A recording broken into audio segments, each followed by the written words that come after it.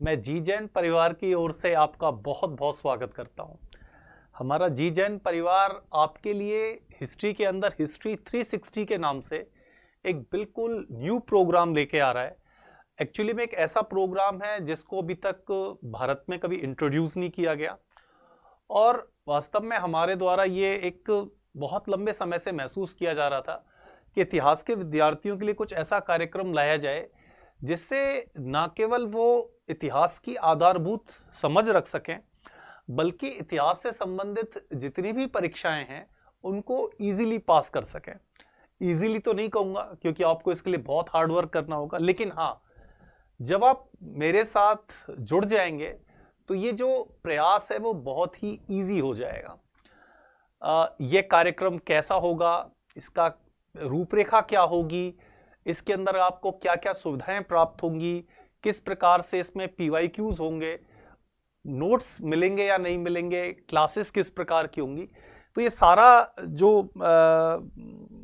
इसके आयाम है इस पर हम धीरे धीरे चर्चा करेंगे और हम देखेंगे कि जो हम ये हिस्ट्री 360 कार्यक्रम आरंभ करने जा रहे हैं इसके अंतर्गत आपको क्या क्या बेसिक जो है आपको कवर कराया जाएगा।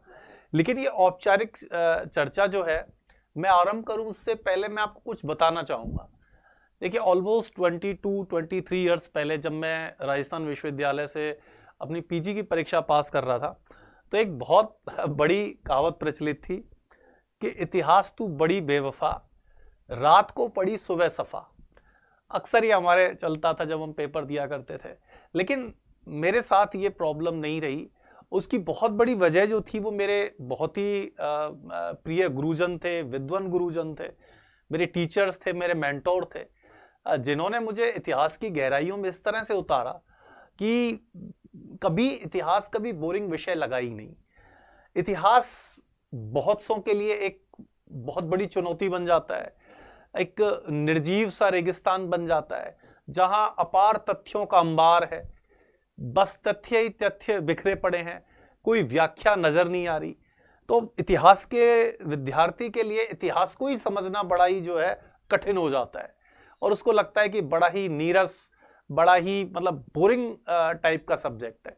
लेकिन यदि EH कार के शब्दों में हम देखें, जो कि बहुत ही महान हिस्टोरियन रहे, कि यदि तथ्यों को व्याख्या की चाशनी में डालकर आपके सामने प्रस्तुत कर दिया जाए तो वही इतिहास आपको अच्छा लगने लगता है, वही इतिहास आपको जो है आकर्षित करने लगता है। और कोई भी विषय, चाहे आप कोई भी विषय पढ़िए, आप उस पर कभी भी जो है जैसे कहते हैं कि पारंगतता हासिल नहीं कर सकते यदि उस विषय के साथ आपका जुड़ाव नहीं होगा, उस विषय के साथ आपकी रुचि नहीं होगी। तो सबसे पहले रुचि होनी जरूरी है और जब आपकी रुचि उत्पन्न हो जाती है तो आपका उस सब्जेक्ट के साथ लगाव हो जाता है और आप उसको जो है जीना शुरू कर देते हैं।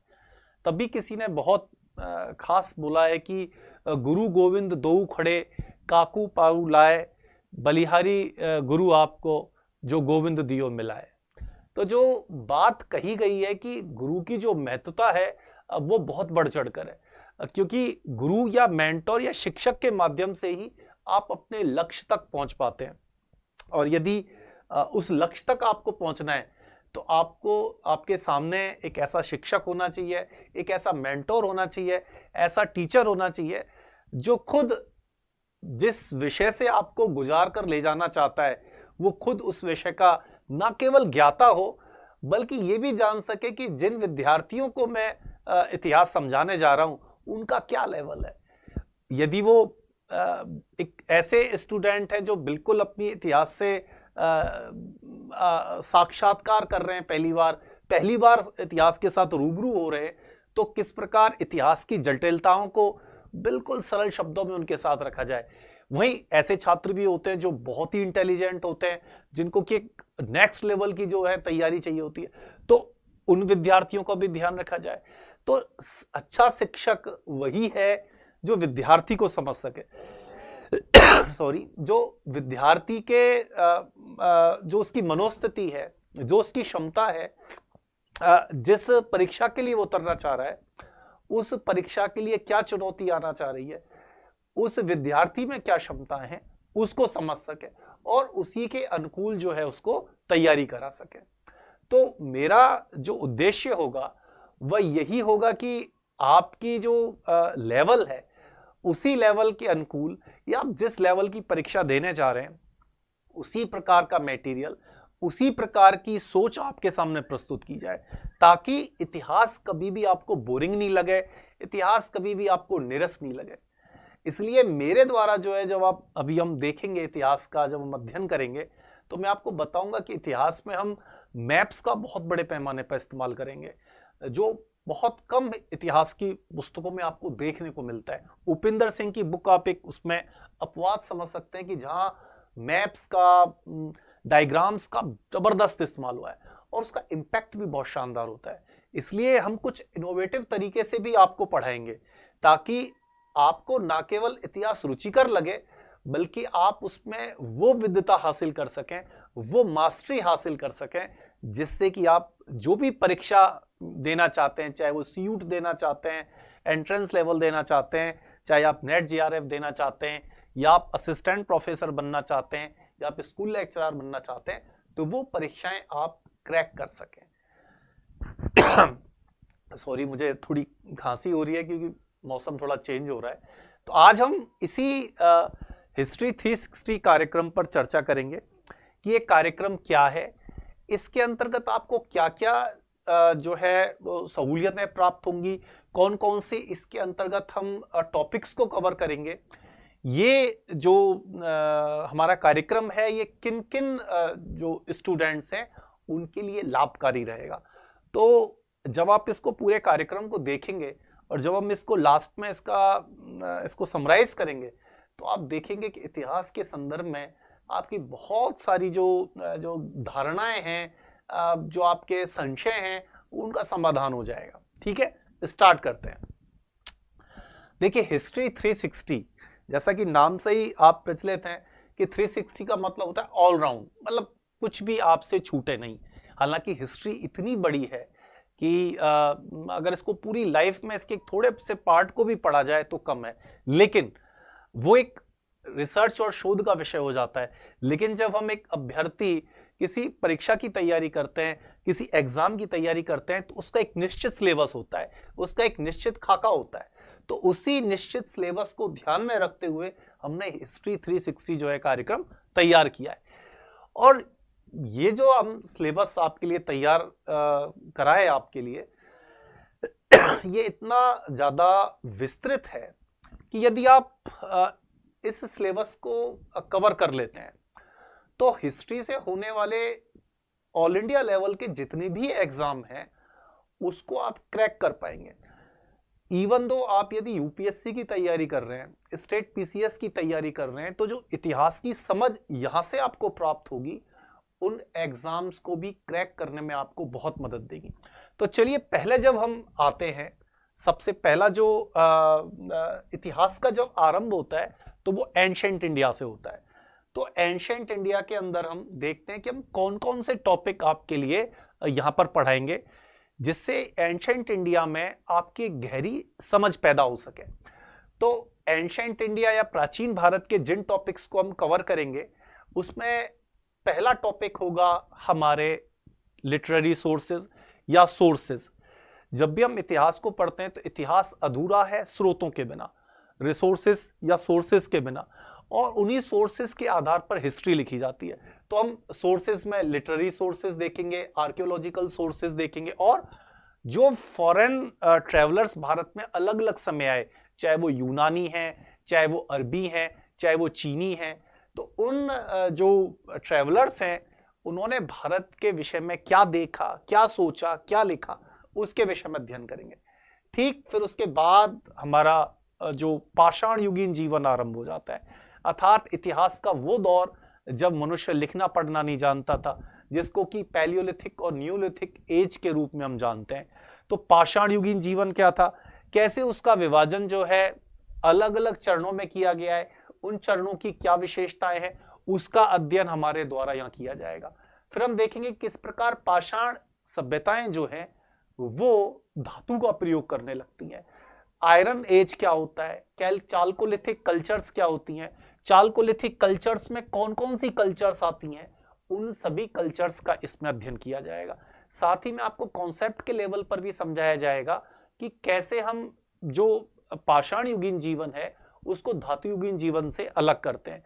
प्रोटो हिस्टोरी क्या होती है, प्री हिस्ट्री क्या होती है, हिस्टोरिक एज क्या होता है, इसका जो कॉन्सेप्चुअल बेस है वो भी आपको समझाया जाएगा। फिर आएगी हमारी सिंधु सरस्वती सभ्यता या सिविलाइजेशन। इसका उद्गम कैसे हुआ, उद्गम के संदर्भ में कौन कौन से मत हैं, विवाद क्या हैं, विवादों के संदर्भ में नवीनतम जो खोजें हैं वो क्या है, इसका आर्किटेक्चर कैसा था, शहर कैसे थे, व्यापार और वाणिज्य कैसा था, ये सारे टॉपिक्स जो है हम कवर करेंगे। जो ये जितने भी हम टॉपिक देख रहे हैं एंशिएंट इंडिया के, ये इतिहास के संदर्भ में जितनी भी परीक्षाएं भारत में होती हैं, इंडिया के लेवल पे होती हैं, चाहे आप नेट जेआरएफ देख लीजिए, चाहे आप असिस्टेंट प्रोफेसर किसी भी स्टेट का देख लीजिए, वहां पर ये टॉपिक बहुत ही गहराई से पूछे जाते हैं। फिर आ जाता है हमारा वैदिक एज। वैदिक एज में भी हम देखते हैं कि किस प्रकार वैदिक काल से ऋग्वैदिक काल का ट्रांजिशन होता है, ट्रांजिशन के फेस क्या है। यदि अर्थव्यवस्था हम वैदिक काल की देख रहे हैं तो ऋग्वैदिक काल और उत्तर वैदिक काल में अर्थव्यवस्था में क्या चेंजेस आ रहे हैं। फैक्ट्स एक तरफ रहेगा, व्याख्या दूसरी तरफ रहेगी, क्योंकि जिस प्रकार के इस क्वेश्चन जो बनने लगे हैं उसमें तथ्य के साथ साथ, फैक्ट्स के साथ साथ अब कॉन्सेप्ट पर बहुत ज्यादा बल दिया जाने लगा है कि जो सोशियो इकोनॉमिक चेंजेस हो रहे हैं क्या आप उनको समझ पा रहे हैं या नहीं पा रहे। फैक्ट्स का उल्लेख होना एक अलग बात है कि ऋग्वेद में क्या उल्लेख है, अथर्ववेद में क्या दे रखा है, लेकिन उन फैक्ट्स के माध्यम से जिन आधारभूत चेंजेस का हमें पता चल रहा है वो चेंजेस क्या है, तो उसको भी हम यहाँ समझने का प्रयास करेंगे। तो मेरा समझाने का तरीका भी इसी प्रकार का होगा कि पहले आपको कॉन्सेप्ट क्लियर किया जाए, उसके बाद आपको फैक्ट दिया जाए। अधिकांश मामलों में होता है कि हम पहले फैक्ट्स को परोस देते हैं और जब फैक्ट्स आता है तो इतना सूखा और बंजर जैसा लगता है हमको कि वो फिर हमें विषय में जो है वो इंटरेस्ट ही खत्म हो जाता है। तो पहले व्याख्या आनी चाहिए, पहले परिवर्तनों को समझना चाहिए, उसके बाद फैक्ट्स आना चाहिए, तभी आप इतिहास को ढंग से समझ पाएंगे। और वैसे भी फैक्ट्स और व्याख्याएं जो होती हैं एक दूसरे की पूरक होती हैं। केवल इतिहास को यदि फैक्ट समझ लिया जाए तो वो भी अधूरा है, इतिहास को केवल व्याख्या ही समझ लिया जाए वो भी अधूरी है। जब दोनों का समायोजन हो जाता है तभी वो वास्तविक इतिहास हमारे सामने आता है। तो ये जब हम टॉपिक कर लेंगे क्लियर, तो उसके बाद फिर हमारा टॉपिक आएगा state formation and the rise of महाजनपदात, 6वीं शताब्दी ईसा पूर्व का इतिहास, जो भारत के इतिहास में एक नवीन प्रकार की जो है द्वितीय नगरीकरण के लेकर सामने आता है। द्वितीय नगरीकरण क्या होता है, उसके बेसिक पिलर्स क्या होते हैं, फिर क्यों यही काल जो है जैन धर्म और बौद्ध धर्म के उद्गम का काल है, तो इसका अध्ययन भी हमारे द्वारा यहाँ पर किया जाएगा। ठीक उसके बाद आएगा मौर्यन एम्पायर। मौर्यन एम्पायर में इतना बड़ा इसका कैलेवर है, इतनी ज्यादा बुक्स इसके ऊपर लिखी गई हैं कि उन बुक्स के आधार पर जो आपके सामने मटेरियल आएगा वो एक्स्ट्रा ऑर्डिनरी होगा। फिर हम मौर्य साम्राज्य की प्रकृति का अध्ययन करेंगे, केंद्रीकृत राज्य था या विखंडित राज्य था, नौकरशाही का स्वरूप कैसा था, अशोक की धम्म नीति किस प्रकार आज भी भारतीय विदेश नीति को प्रभावित करती है। ये सारी चीजें जो है वो मौर्यन एम्पायर को हम देखेंगे, जो भारत का पहला सबसे बड़ा अंतरराष्ट्रीय साम्राज्य के रूप में सामने आता है। फिर आता है पोस्ट मौर्यन पीरियड। बहुत सारे लोगों ने इसको दो साम्राज्यों के बीच में अंधकार का काल कहा था, लेकिन जब आप वास्तव में इस काल को देखेंगे जिसमें बहुत सारी विदेशी जनजातियां भारत में आक्रमण कर रही हैं, जैसे कि इंडो ग्रीक्स, पल्लव, शक और कुषाण, तो हम देखते हैं कि ये जो जनजातियां हैं वो मध्य एशिया से बहुत सारी नई नई चीजों को हमारे साथ लेके आ रही हैं, जैसे रकाब और जीन का प्रयोग घोड़े के संदर्भ में, सिले सिलाई वस्त्रों का प्रयोग, मुद्रा निर्माण की कला, गांधार कला शैली।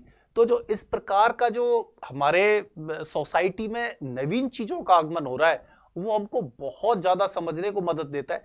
और हम देखते हैं कि जो ये काल है मौर्योत्तर काल, इसको भारतीय इतिहास में सबसे ज्यादा सिक्कों को जारी करने वाला, सबसे ज्यादा नगरीकरण का काल माना जाता है। अर्थात जिसको शुरुआती दौर में ब्रिटिश जो साम्राज्यवादी इतिहासकार थे उन्हें अंधकार का युग कहा, लेकिन वास्तव में एक तरह से भारतीय मुद्रा की दृष्टि से, भारतीय नगरीकरण की दृष्टि से, अंतरराष्ट्रीय व्यापार और वाणिज्य की दृष्टि से स्वर्ण काल था। तो जो नई नई खोजें हुई हैं इस काल के संदर्भ में, वो हमारे जो सोच है उसको बहुत ही विस्तृत करती है। फिर आता है early state and society in Deccan and south India, जहां हम पाषाण युग का विशेष रूप से अध्ययन करेंगे दक्षिण भारत के संदर्भ में। फिर हम संगम युग को देखेंगे, संगम युग की विशेषताओं को देखेंगे, और फिर जो वहां की डायनेस्टीज हैं उसका अध्ययन हम पूर्व मध्यकाल के अंतर्गत करेंगे। तो ये भी हमारा एक टॉपिक रहेगा। अब आएगा 8वां जो टॉपिक होगा वो इंपीरियल गुप्ताज, और गुप्तों के विषय में जितनी भी धारणाएं हैं, उनके काल को स्वर्ण युग क्यों कहा गया है, क्या कहने की वजह है, क्या नहीं कहने की वजह है, उसका अध्ययन करेंगे। गुप्तों की प्रशासन की तुलना हम मौर्य प्रशासन से करेंगे, देखेंगे कहां कहां डिफरेंस है। जब आप व्याख्या से शुरुआत करते हैं किसी भी टॉपिक की और तथ्य की तरफ उतरते हैं तो टॉपिक बहुत ही इजी हो जाता है हमारे समझने के लेवल पे, और उसमें उसको फिर डेप्थ में जाना हमारे लिए बहुत इजी हो जाता है। तो उसके बाद 9वां टॉपिक आएगा economy during post Gupta period, trade, commerce, banking and currency, जिसको कि दूसरे शब्दों में पूर्व मध्यकाल भी कहा जाता है। पूर्व मध्यकाल एक ऐसा दौर रहा है जिस पर इतिहासकारों का कम ध्यान गया है, लेकिन जिस प्रकार से क्वेश्चन अब बनने लगे हैं पूर्व मध्यकाल से, ये टॉपिक बहुत इंपॉर्टेंट हो जाता है। चाहे वो हर्षवर्धन का कॉन्सेप्ट है, चाहे वो जो राजपूत राज्यों का उदय है उनका है, या इस दौर का जो सामंतवाद का उद्भव है, सामंतवाद क्या है, सामंतवाद के प्रभाव क्या हैं, सामंतवाद के विषय में हमें कौन कौन सी धारणाएं देखने को मिलती हैं, ये सारी चीजें हम इस काल के अंदर अध्ययन करेंगे। फिर आती है Indian contact with outside world, जिसको कि बृहत्तर भारत की संकल्पना कहते हैं, कि कैसे भारतीय लोगों ने सैन्य विजयों के माध्यम से नहीं, अपितु जो है अपनी संस्कृति के माध्यम से, अपने ज्ञान के माध्यम से, धर्म के माध्यम से मध्य एशिया और पूर्वी एशिया में जो भारतीय संस्कृति का विकास किया। चंपा का राज्य है, कंबोडिया का हिस्सा है, जावा और सुमात्रा में जो भारतीय राज्यों की स्थापना हुई, उनकी क्या हिस्ट्री है, उनमें कैसे शोध आरंभ हुआ, क्या क्या फैक्ट्स हैं, कैसे सांस्कृतिक संबंध बना, ये बहुत ही जो है रोचक विषय रहेंगे। ठीक इसी प्रकार प्री मिडाइवल इंडिया, जैसे कि मैंने बताया कि पूर्व मध्यकालीन भारत की राजनीतिक संरचना कैसी थी, कला का स्वरूप कैसा था। स्पेशली हम देखते हैं कि जब हम पूर्व मध्यकाल का अध्ययन करते हैं, वहां पर पॉलिटिक्स तो जो है वो फ्रेजाइल है, भारत राजनीतिक रूप से विखंडन का शिकार है, लेकिन कला की दृष्टि से बहुत ही उन्नत काल है। जितने विशाल मंदिरों का निर्माण इस पूर्व मध्यकाल में हुआ था, भारतीय इतिहास के किसी भी दौर में कला का इतना शानदार विकास, उसमें इतनी विविधता हमें नजर नहीं आती। ना केवल कला के संदर्भ में देखें, बल्कि भारत में जो लिपियों का विकास हुआ है, भारत में जो भाषाओं के स्तर पर विविधता नजर आती है, आद्य बंगाली, आद्य द्राविड़, आद्य मराठी भाषा, उसकी जड़ें इसी पूर्व मध्यकाल से निकलती हैं। यहीं से हमें बहुत सारी लिपियों का विकास भी दिखाई देता है, और जो द्राविड़, नागर और वैसर शैली का औपचारिक विकास हमें दिखाई देता है, वो भी इसी पूर्व मध्यकाल से दिखाई देता है। तो जो ये सारी चीजें हैं, ये हमें एंशिएंट इंडिया के इन टॉपिक्स को हम कवर करेंगे। ठीक इसी प्रकार एंशिएंट इंडिया में हमारा आर्ट कैसा था, आर्किटेक्चर कैसा था, साइंस एंड टेक्नोलॉजी की स्थिति क्या थी, साहित्य के अंतर्गत क्या स्थिति थी, उसका अध्ययन भी इसी के अंतर्गत किया जाएगा। और जब आप एंशिएंट इंडिया के ये 14 टॉपिक्स कवर कर लेंगे, तो एंशिएंट इंडिया से संबंध में ऑल इंडिया लेवल की कोई भी परीक्षा, चाहे वो सीयूट पीजी का लेवल हो, यूजी का लेवल हो, चाहे इसके संदर्भ में असिस्टेंट प्रोफेसर की परीक्षा हो, ये सारी जगह आपको जो मैटर है वो आपको हेल्प करेगा। इससे ऊपर कोई भी टॉपिक आपका बचेगा नहीं, एंशिएंट इंडिया सारा कवर हो जाएगा। इवन तो यदि आप यूपीएससी की तैयारी भी कर रहे हैं अपने यूजी लेवल पर या पीजी लेवल पर, तो जब आप इस कॉन्सेप्ट को यहां पर समझ लेते हैं, कॉन्सेप्ट के साथ फैक्ट्स को समझ लेते हैं, तो आपके लिए उन परीक्षाओं को भी समझना और वह आंसर राइटिंग करना बहुत इजी हो जाएगा। तो ये एक ऐसा फाउंडेशन क्लास है जो आपकी इतिहास की जो नींव है उसको बिल्कुल सॉलिड कर देगा। आपके सामने कभी भी कोई समस्या नहीं आएगी। अब बात आती है मिडाइवल इंडिया की। मिडाइवल इंडिया, मध्यकालीन भारत बहुत ही रोचक है यदि इसको सही ढंग से पढ़ा जाए और पढ़ाया जाए। जब आप देखेंगे कि आप सल्तनत काल के अंतर्गत आपको जो किस्से सुनने को मिलेंगे और जो एक मजा आता है पढ़ने में, वो एक अलग ही तरह के आप एक माहौल में पहुंचते हैं, बशर्ते आप उसको देखें, बशर्ते आपके सामने जो है विजुअल्स हो, आपके सामने उसकी व्याख्या हो, तब मध्यकालीन भारत बहुत अच्छा लगता है। अदरवाइज फिर मध्यकालीन भारत बड़ा ही मतलब एक ऐसा लगता है कि विदेशों से आक्रमण हो रहे हैं, विध्वंस हो रहा है। लेकिन यदि उस आक्रमण और विध्वंस की बीच में आप देखेंगे उर्दू का विकास, शायरी का विकास, आप देखेंगे कि किस प्रकार कलाओं का विकास हो रहा है, नवीन प्रकार की कलाएं आ रही हैं, नवीन प्रकार की टेक्नोलॉजी आ रही है, तो फिर ये बड़ा रोचक लगने लगता है। और फिर जो कहानी इनके साथ जुड़ी हुई है, सुल्तानों के साथ, बादशाहों के साथ, यदि उनको बीच बीच में बताया जाता है आपको, तो एक अलग ही इंटरेस्ट आपके सामने क्रिएट होने लगता है। कौन कौन से टॉपिक हम मिडाइवल हिस्ट्री के अंदर अपने 360 बैच के अंदर कवर करेंगे? Source of medieval Indian history, archaeological and literary. किसी भी काल के इतिहास के निर्माण के लिए उसका सबसे पहला जो चरण होता है वो उसके सोर्सेज होते हैं। जब हम यहाँ के सोर्सेज देखेंगे तो हम देखेंगे कि किस प्रकार से अरबी और फारसी इतिहासकारों ने भारत के विषय में लिखा, उसके समानांतर संस्कृत साहित्य की क्या स्थिति थी मध्यकाल में। जब उन सोर्सेज को हम आर्कियोलॉजिकल सोर्स से मिला देंगे तो एक पूरी पिक्चर हमारे सामने आने लगती है। ठीक इसके बाद foundation and consolidation of Delhi सल्तनत 1206 से 1290, ये जो दौर है कि जब सल्तनत भारत में अपना आधार मजबूत करने लगती है खिलजीज और तुगलक्स के माध्यम से, किस प्रकार इल्तुतमिश इसकी आधारशिला रखता है, इल्तुतमिश कैसे अभियान करता है और उसके अभियानों को कैसे परवान चढ़ाता है कुतुबुद्दीन ऐबक और उसके बाद में जो है खिलजी। तो ये जो सारा आप अध्ययन करेंगे उससे हमें बहुत महत्वपूर्ण रूप से समझने को मदद मिलेगी हमें मध्यकालीन भारत को। इसी प्रकार territorial expansion sultanate during the Khiljis and Tughlaqs, आप देखेंगे कि जो खिलजियों का काल था वो इस मायने में बहुत अलग दौर को रेखांकित करता है कि जब भारत पर लगातार मंगोल्स के आक्रमण हो रहे हैं और उस परिस्थिति में भी कुतुबुद्दीन ऐबक ना केवल नॉर्थ इंडिया पर अपना ग्रिप मजबूत कर रहा है, एक के बाद एक विजय अभियान कर रहा है, बल्कि दक्षिण भारत को भी जीत रहा है। तो इसकी जो आधार था वो उसके सैन्य सुधार थे, उसकी बाजार व्यवस्था थी। तो जब हम तथ्य को कॉन्सेप्ट के साथ देख लेंगे तो ये समझना टेरिटोरियल एक्सपेंशन जो है बहुत ईजी हो जाएगा। और फिर हम तुगलक्स को देखेंगे कि किस प्रकार गयासुद्दीन तुगलक के बाद जो उसका बेटा एमबीटी आता है, मोहम्मद बिन तुगलक, किस प्रकार की गलतियां करता है जिन गलतियों को खिलजी नहीं करते, और उनकी गलतियों की वजह से वो एक बड़ा साम्राज्य तो बना लेता है खिलजियों से भी ज्यादा, लेकिन वो बहुत ही जल्दी ध्वस्त भी हो जाता है।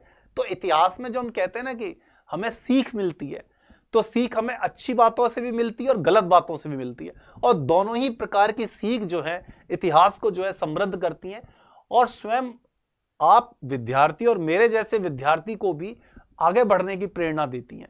तो इतिहास इसलिए भी बहुत जानना जरूरी है कि ये हमको अच्छाई और बुराइयों दोनों विषय से हमको अवगत कराता है।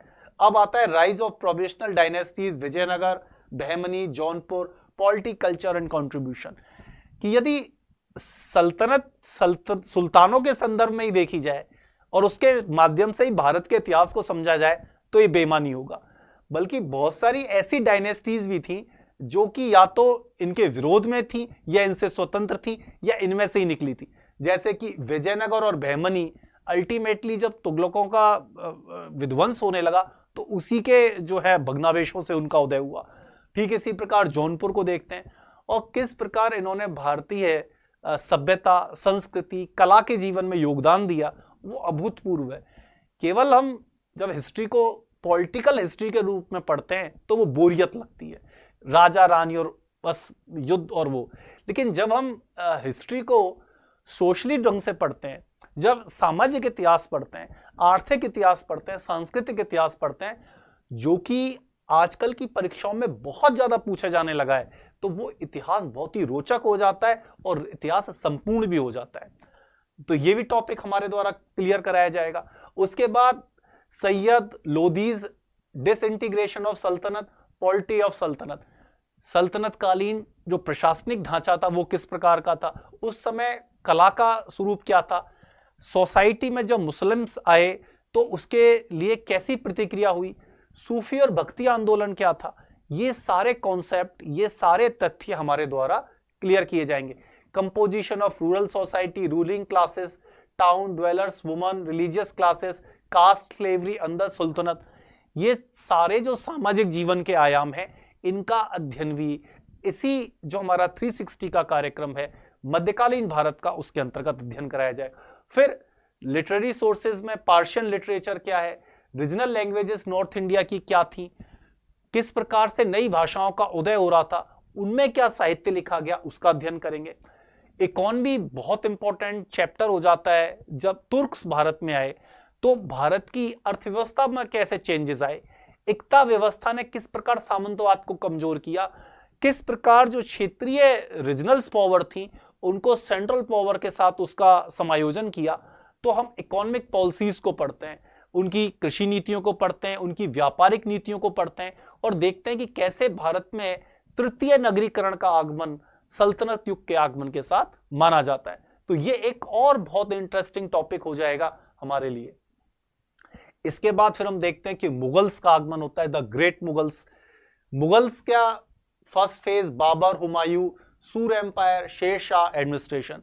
किस प्रकार शेर शाह को अकबर का पूर्वगामी कहा जाता है, किस प्रकार बाबर भारत में अपने साम्राज्य की स्थापना कर लेता है, किस प्रकार हुमायूं एक बार साम्राज्य का सम्राट बनने के बाद किस प्रकार वो दर बदर भटकता है और फिर से वो दोबारा जो है अपना शासन प्राप्त कर लेता है।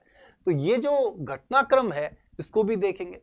इसी प्रकार पुर्तगीज कॉलोनी एक्ट, जो इंटरप्राइजेज हैं भारत में, जो विदेशियों का आगमन है पुर्तगालियों के माध्यम से, उनके क्या प्रभाव पड़े, इस पे सतीश चंद्र ने बहुत जबरदस्त शोध किया है जिसको हम आपके सामने रखेंगे।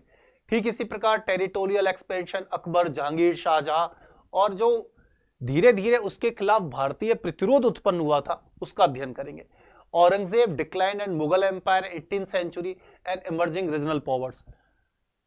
औरंगजेब के समय मुगलों का सबसे ज्यादा साम्राज्य विस्तार होता है, ठीक जैसे कि तुगलकों के समय हुआ, लेकिन पतन भी उसी के समय में आरंभ हो जाता है।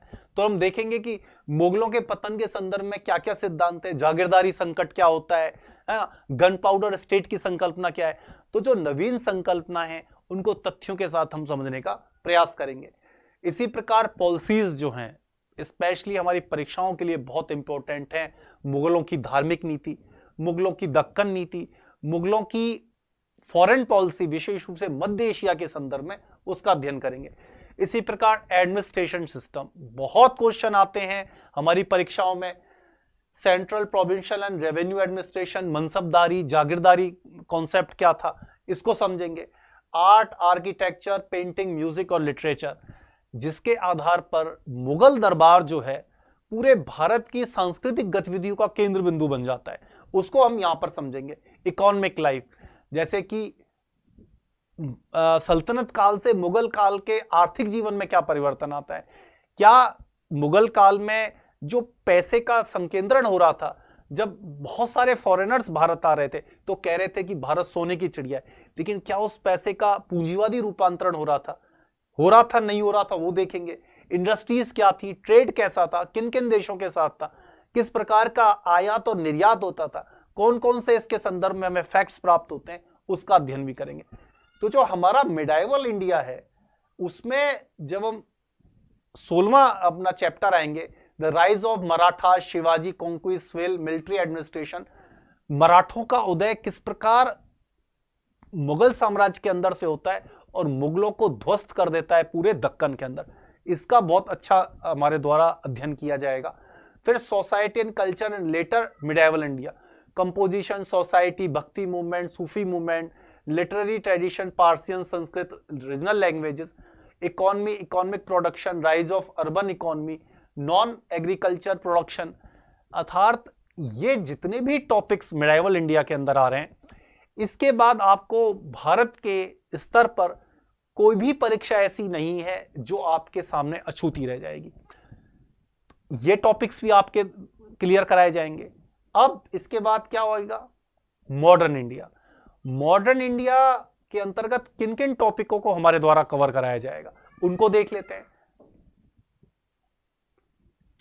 18th century transaction, decline of Mughal Empire, emergence of regional powers, advent of European powers, establishment and expansion British rule, Bengal, Awadh, Mysore, Maratha और सिख।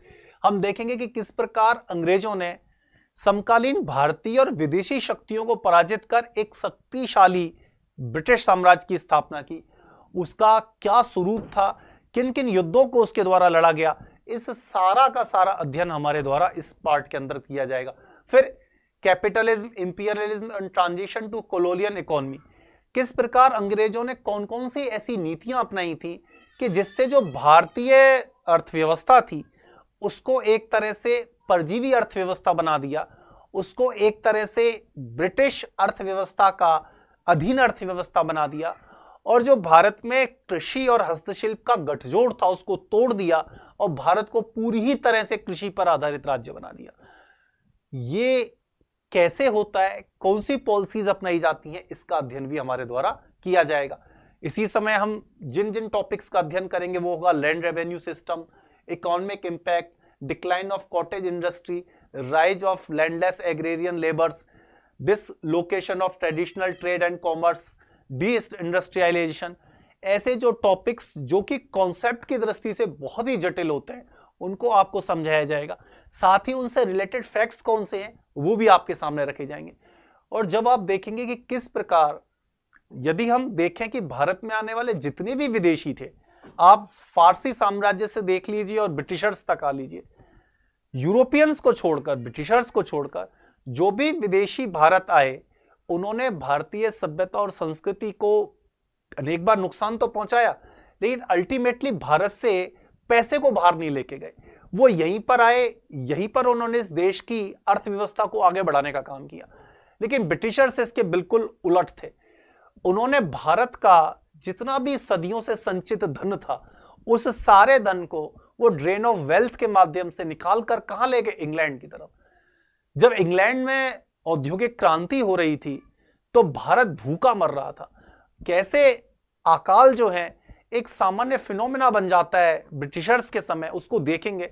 इवन तो जब भारत आजाद हो रहा था 1945 में, बिल्कुल उसकी पूर्व संध्या पर बंगाल में इतना भयंकर अकाल पड़ा था कि लाखों लोग जो है सड़कों पे ही मर गए थे। ये बिल्कुल हाल ही की बात है। ऐसा भयंकर अकाल पूरे भारत के इतिहास में नहीं पड़ा जो 1945 में पड़ा था। तो ये अकाल जो थे वो ऐसा नहीं था कि भारत में वो प्रकृति जन्य अकाल थे, बल्कि वो मैन मेड अकाल थे। वो ब्रिटिश नीतियों का परिणाम थे। वो ब्रिटिश नीतियां को हम बहुत ही गहराई से हम समझेंगे और उसके माध्यम से फिर हम आगे बढ़ेंगे। अब आता है अर्ली स्ट्रक्चर ऑफ ब्रिटिश राज। जो ब्रिटिश एडमिनिस्ट्रेशन यहां एस्टेब्लिश किया गया विभिन्न एक्ट्स के माध्यम से, उन सारे एक्ट्स को अध्ययन करेंगे क्योंकि वहां से बहुत ही तथ्यात्मक क्वेश्चन पूछे जाते हैं। अब Indian response to British rule, socio cultural changes.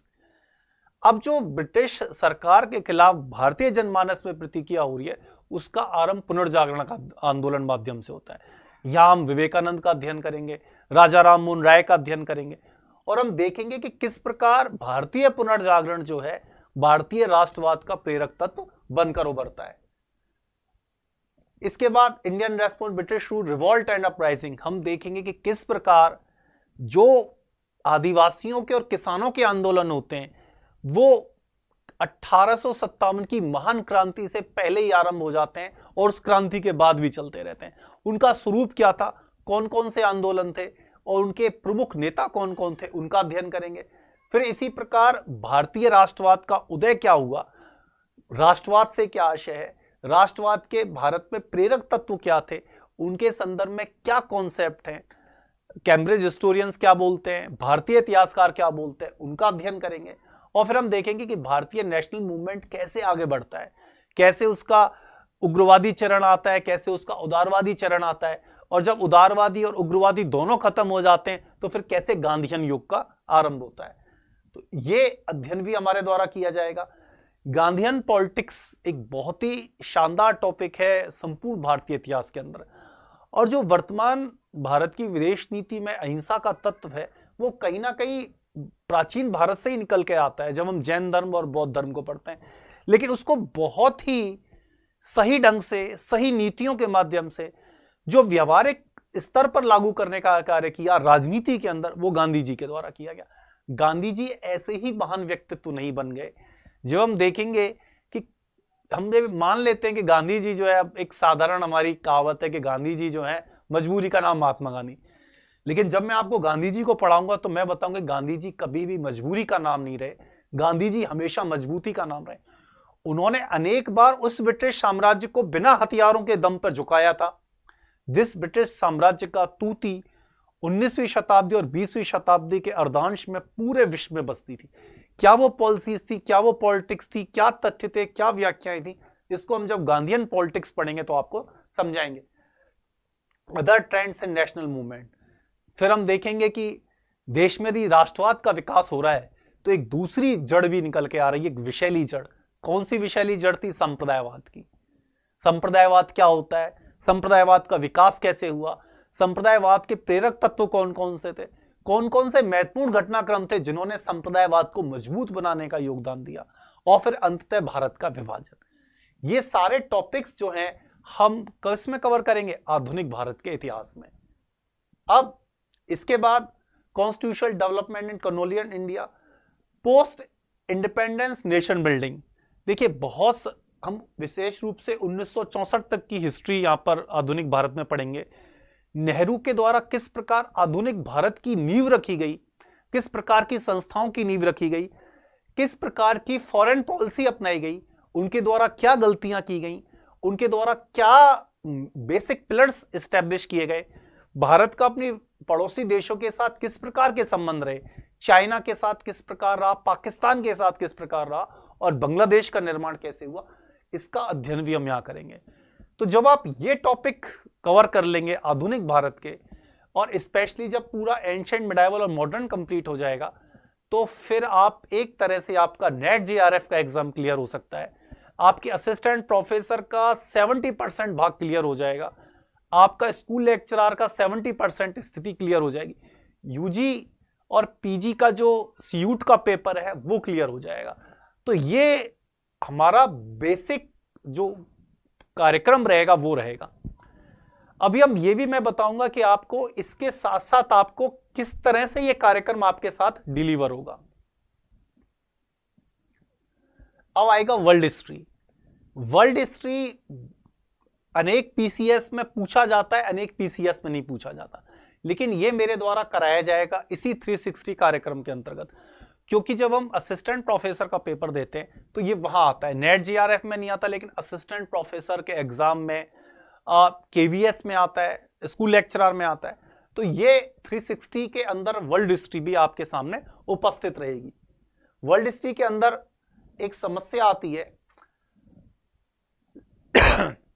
कि वर्ल्ड हिस्ट्री का आरंभ अनेक जो एग्जाम है उनमें अलग ढंग से होता है, लेकिन बहुत सारी जगह जो है एक कॉमन चीजें आती हैं जैसे कि रेनेसा एक कॉमन टॉपिक है जो सभी जगह पूछा जाता है। रेनेसा क्या है, पुनर्जागरण क्या है, पुनर्जागरण के प्रभाव क्या है, धर्म सुधार आंदोलन क्या है, उसी प्रकार एनलाइटमेंट और मॉडर्न आउटलुक क्या है, फिर उसके बाद आइडिया ऑफ नेशन स्टेट क्या है, राष्ट्रवाद की संकल्पना क्या है, राष्ट्रवाद का विचार कैसे आया और कैसे उसने विश्व में साम्राज्यों को ध्वस्त कर आम जनता की जीत को सामने रखा।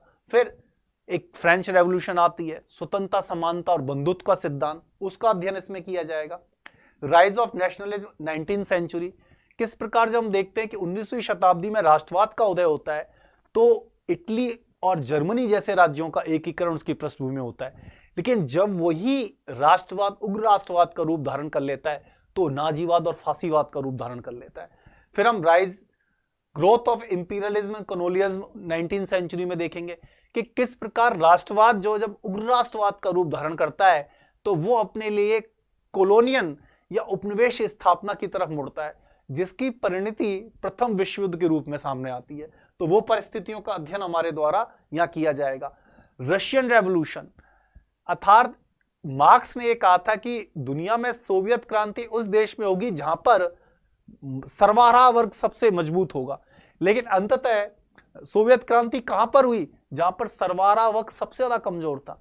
जो रशिया था, यदि पूरे यूरोप की स्थिति को उस समय देखा जाए तो रशिया में उस वक्त इंडस्ट्रियलाइजेशन सबसे वीक था, लेकिन सोवियत क्रांति वहां पे हुई।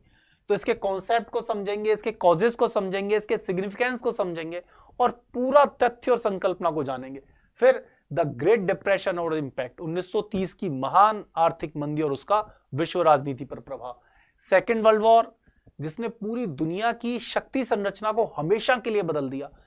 सेकेंड वर्ल्ड वॉर से पहले दुनिया का शक्ति संतुलन भिन्न प्रकार का था और सेकेंड वर्ल्ड वॉर के बाद जो नया शक्ति संतुलन बना वो सोवियत संघ और यूएसए के मध्य में बना और उसी के साथ कोल्ड वॉर की जो राजनीति आरंभ हो गई। World organisation, league and nation और यूएनओ का अध्ययन करेंगे। इसके बाद लिबरेशन ऑफ कॉलोनियल रूल, कि किस प्रकार जो उपनिवेशवाद है उसका अंत होता है। लैटिन अमेरिका का अध्ययन करेंगे, अरब वर्ल्ड का अध्ययन करेंगे, साउथ एशिया का अध्ययन करेंगे, साउथ ईस्ट एशिया का, और चाइनीज रेवोल्यूशन 1949 का अध्ययन करेंगे। कोल्ड वॉर क्या थी, शीत युद्ध क्या था, क्या उसकी विशेषताएं थी, क्या उसकी परिस्थितियां थी, क्या उसका महत्वपूर्ण घटनाक्रम था, उसका अध्ययन करेंगे। इमरजेंस ऑफ थर्ड वर्ल्ड, तृतीय विश्व क्या था, प्रथम विश्व क्या था, द्वितीय विश्व क्या था, उनको जानेंगे। और जो तृतीय देशों का नॉन अलाइनमेंट मूवमेंट आरंभ हुआ उसकी विशेषताएं क्या थी, उसकी भारत में क्या भूमिका थी, इसका अध्ययन करेंगे। और फिर 1991 में जो यूएसएसआर है उसका विघटन और उसकी विघटन का विश्व राजनीति पर प्रभाव, इसका अध्ययन करेंगे। तो ये सारे टॉपिक भी हिस्ट्री 360 के अंतर्गत आपके द्वारा अध्ययन, मेरे द्वारा आपके लिए कराए जाएंगे। अब एक और टॉपिक आता है, specially historiography and research methodology. Assistant professor में ये पूरा का पूरा पेपर ही है। नेट जेआरएफ में जो 10th यूनिट है वो यहां से आती है और इसको वैसे भी जानना बहुत जरूरी है। यदि ये ना भी हो तो भी बहुत ज्यादा जानना जरूरी है। क्यों? क्योंकि भारत में किस प्रकार से इतिहास लेखन हुआ है, उपनिवेशवादी इतिहास लेखन कैसा था, उसके समकक्ष जब राष्ट्रवादी इतिहास लेखन आया वो किस प्रकार का था, भारत में सांप्रदायिक इतिहास लेखन क्या रहा, उसकी क्या विशेषताएं रही, फिर मार्क्सिस्ट हिस्टोरियंस आए तो किस प्रकार उन्होंने सबसे पहले आर्थिक और सामाजिक इतिहास को हमारे सामने रखा, सबाल्टर्न हिस्टोरियंस क्या होते हैं, कैम्ब्रिज स्कूल क्या है। ये सारे जो थॉट्स ऑफ स्कूल हैं इनका अध्ययन हिस्टोग्राफी और रिसर्च मेथोलॉजी के अंदर आपके लिए कराया जाएगा, जिससे कि इतिहास को आप बिल्कुल ढंग से समझ सके। क्योंकि अनेक बार क्या प्रॉब्लम होती है कि एक बुक को आप पढ़ रहे हैं, आशीर्वादी लाल श्रीवास्तव को, मध्यकालीन भारत को, आप उस बुक को पढ़ेंगे तो आपको औरंगजेब और जो मुगलों की नीतियां हैं या सल्तनत की नीतियां, उनको बिल्कुल भिन्न ढंग से वर्णन मिलेगा। लेकिन यदि उसी मध्यकालीन भारत को आप सतीश चंद्र के माध्यम से पढ़ेंगे, हरीशचंद्र वर्मा के माध्यम से पढ़ेंगे, इरफान हबीब के माध्यम से पढ़ेंगे तो आपको बिल्कुल भिन्न पर्सपेक्टिव नजर आएगा। ये जो भिन्न किताबें नजर आती हैं ये भिन्न भिन्न स्कूल ऑफ थॉट्स के माध्यम से हमारे सामने आती हैं। यदि हम इन स्कूल ऑफ थॉट्स को समझ लिया तो जो इतिहास में बहुत सारे विवाद है ना, उन विवादों की मूल जड़ को आप समझ जाएंगे और उससे आपको यह भी समझने का मौका मिलेगा कि इतिहास में व्यक्ति के जो स्वयं के मत होते हैं वो कितने प्रभावशाली होते हैं और वो किस प्रकार इतिहास को एक तरह से अतिरंजित करने का कार्य करते हैं, इतिहास की जो दृष्टि है उसको धुंधला करने का कार्य करते हैं। तो ये इसका अध्ययन भी आपको मेरे द्वारा कराया जाएगा, किसमें, हिस्ट्री 360 कार्यक्रम के अंतर्गत। Approach of study of early Indian history, तो ये सारा जो टॉपिक्स है, research problem, hypothesis, conceptual framework, क्योंकि ये असिस्टेंट प्रोफेसर रिसर्च पेपर में हमारे सामने आते हैं, तो इसका पूरा का पूरा अध्ययन आपके सामने कराया जाएगा। अब बात आती है कि ये जो आपके सामने हिस्ट्री 360 कार्यक्रम रखा जा रहा है ये आप तक पहुंचेगा कैसे, इसके क्या क्या पिलर्स होंगे उनको भी हम यहां पर देख लेते हैं। देखिए, जो हिस्ट्री 360 कार्यक्रम रहेगा उसमें सबसे पहले आपके सामने ये ऑनलाइन और ऑफलाइन दोनों ही मोड पे रहेगा।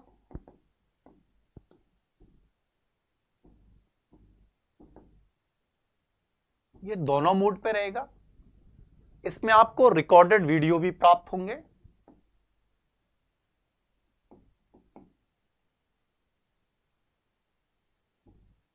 ठीक है, और ये आपके ऐप पर अवेलेबल रहेंगे।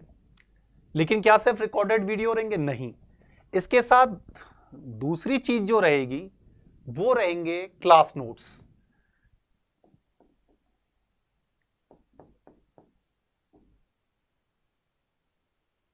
जो कि आपकी जो टॉपिक आपने पढ़ा है उसकी पूरी कॉन्सेप्चुअल और तथ्यात्मक जो पूरा संदर्भ है वो आपके सामने रखेंगे।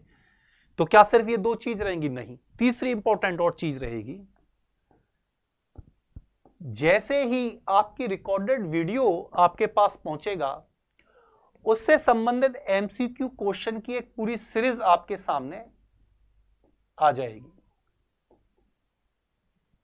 और जब आप इस एमसीक्यू क्वेश्चन सीरीज को हल करेंगे तो आपके सामने जो रिकॉर्डेड वीडियो है वो बिल्कुल क्लियर हो जाएगा। जैसे कि मैंने आपके सामने मुगल कालीन इतिहास लेखन पढ़ाया, उसकी वीडियो बना दिया। अब उसी वीडियो में जो आपको मैं 2 घंटे या 3 घंटे पढ़ा रहा हूं उससे रिलेशन में 10 क्वेश्चन आपके सामने वहां उपस्थित रहेंगे। इसका दोहरा फायदा होगा। पहला तो आप ये समझ पाएंगे कि जो मैं आपको पढ़ा रहा हूं उसमें से क्वेश्चन कैसे परीक्षा एजेंसी आपसे पूछती है। दूसरा, उन क्वेश्चंस के माध्यम से आप वीडियो को भी समझ पाएंगे। यदि आपके क्वेश्चन समझ में नहीं आ रहा और उसके आंसर्स में आपको डिफिकल्टी हो रही है तो आप उस पार्ट पे जाके देखेंगे जहां पर उसको मैंने उस वीडियो में समझाया है। तो बिल्कुल इनोवेटिव चीज होगी, वीडियो से आपका कनेक्ट पूरी तरह से हो जाएगा कि जो पढ़ाया उसी में से क्वेश्चन कैसे बन रहे हैं वो आपके सामने वीडियो अपलोड होते ही आ जाएगा, जिससे कि आपको परेशानी नहीं रहेगी समझने में उस चैप्टर को, उस पूरे जो अध्याय है उसको। इसके अलावा क्या चीज रहेगी 4th नंबर पर? वो रहेगी previous year question paper, PYQ. उस टॉपिक से रिलेशन में जितने भी क्वेश्चन आए हैं पिछले 10-20 सालों में, नेट जेआरएफ में, सीयूट में, अलग अलग स्टेट्स में, असिस्टेंट प्रोफेसर में, स्कूल लेक्चरर में, वो भी आपके सामने उपस्थित रहेंगे, जिससे आप जान पाएंगे कि जो आपके सामने नोट्स है, आपके सामने वीडियो है, वो आपके टॉपिक के सभी आयामों को कवर कर रहा है और क्वेश्चन कैसे बन रहे हैं उस टॉपिक से ये भी आप 2 तरह से जान पाएंगे। एक तो एमसीक्यू बेस्ड क्वेश्चन जो मैं आपके बना के दूंगा जो वीडियो है, दूसरा प्रीवियस ईयर क्वेश्चन जो कि विभिन्न स्टेट्स में या नेट जेआरएफ में, सीयूट में पूछे गए हैं, वो भी इसके अंदर शामिल रहेंगे। तो ये जब आप पूरा वीडियो और आप मटेरियल आपके पास होगा तो उसके साथ साथ आपके साथ एमसीक्यू क्वेश्चन होंगे वीडियो से रिलेटेड, पीवाईक्यू क्वेश्चन होंगे जो प्रीवियस ईयर क्वेश्चन होंगे उस विषय से संबंध में, उस पर्टिकुलर टॉपिक से। तो आप पूरा का पूरा ये जो कॉन्सेप्ट है उसे भी समझेंगे और बहुत ही आसानी से जो है इतिहास की गहराइयों को आप जान पाएंगे और लेवल भी आपके अकॉर्डिंग रहेगा। यदि आप सीयूट दे रहे हैं तो उसका लेवल सीयूट के हिसाब से होगा और यदि आप असिस्टेंट प्रोफेसर का दे रहे हैं तो उसका लेवल असिस्टेंट प्रोफेसर के हिसाब से होगा। तो स्टूडेंट की तैयारी के हिसाब से, स्टूडेंट किस परीक्षा को देने जा रहा है इसके हिसाब से भी ये प्रोग्राम जो है वो कॉन्सेप्चुलाइज है और उसी हिसाब से ही उनके पास पहुंचेगा भी। अब हम देखते हैं कि ये जो हमारा कार्यक्रम रहेगा वो किन किन परीक्षाओं के लिए इंपॉर्टेंट रहेगा। देखिए, जितनी भी स्टेट पीसीएस के द्वारा स्कूल लेक्चरर और असिस्टेंट प्रोफेसर के एग्जाम लिए जाते हैं उनके लिए एपी के लिए प्लस स्कूल लेक्चरर, उनके लिए कार्यक्रम रहेगा और स्टेट विशेष के संदर्भ में जो टॉपिक इसके अंदर नहीं है उनको भी इसके अंतर्गत ऐड कर दिया जाएगा। साथ ही में यह कार्यक्रम सीयूट का जो पेपर होता है central university entrance examination PG और यूजी लेवल के लिए, उसके लिए भी ये कार्यक्रम हमारा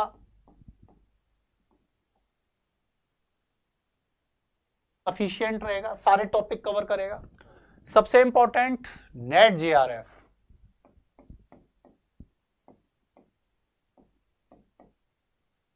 ये पूरा कार्यक्रम नेट जेआरएफ की जो परीक्षा साल में 2 बार होती है उसको भी ये कवर करेगा।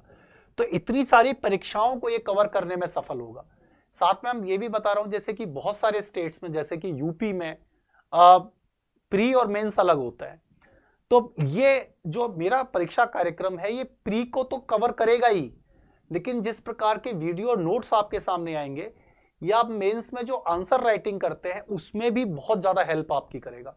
तो ये आपके एक तरह से जो परीक्षा के दोनों लेवल होते हैं कुछ स्टेट्स में, असिस्टेंट प्रोफेसर और स्कूल लेक्चरर के लेवल पर, या जिसको यूपी में हम इंटर कॉलेज कहते हैं, उसके लेवल पर भी ये जो कार्यक्रम है वो पूरी तरह से एकदम परफेक्ट उतरेगा और आपको निश्चित रूप से जो है सफलता प्रदान करेगा। धन्यवाद।